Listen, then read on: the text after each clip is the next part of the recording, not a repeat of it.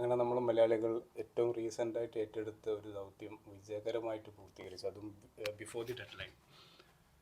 അപ്പം ഇതിൽ കൂടെ നമ്മൾ ലോകത്തിന് തന്നെ ശരിക്കും പറയുകയാണെങ്കിൽ റോൾ മോഡൽസ് ആവാൻ.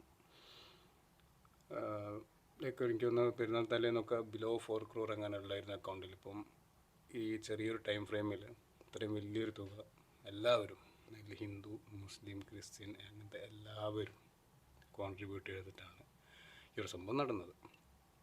അപ്പം നമ്മളെ നല്ലവരായിട്ടുള്ള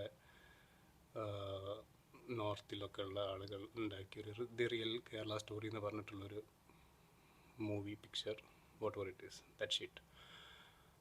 അപ്പോൾ അത് കണ്ടിട്ടാണ് കേരളത്തിനെ പലവരും എന്താ പറയുക, ഒരു തെറ്റായിട്ടുള്ള രീതിയിൽ കാണുന്നത്. പക്ഷേ ഇതാണ് റിയൽ കേരള സ്റ്റോറി. ഇപ്പോൾ നോമ്പിന് തന്നെ കുറേ വീഡിയോസ് കണ്ടു. മറ്റേ ഹിന്ദുസിൻ്റെ വീട്ടിലും ക്രിസ്ത്യൻസിൻ്റെ പള്ളിയിലും പല നോമ്പ് കാര്യങ്ങൾ, അങ്ങനത്തെ കുറേ സംഭവങ്ങൾ. പിന്നെ പ്രളയം വന്ന സമയത്ത് മുസ്ലിം പള്ളി തുറന്നു കൊടുക്കുന്ന, അതിൽ ഹിന്ദുസ്, ക്രിസ്ത്യൻസ്, മുസ്ലിംസ് എല്ലാവരും താമസിക്കുന്ന കാര്യങ്ങൾ. അതെന്ന് വെച്ചാൽ ഞാൻ ഫ്രാങ്ക്ലി പറയാം, അവിടെ ദുബായിലാണ്. അപ്പം എന്നോടൊരാൾ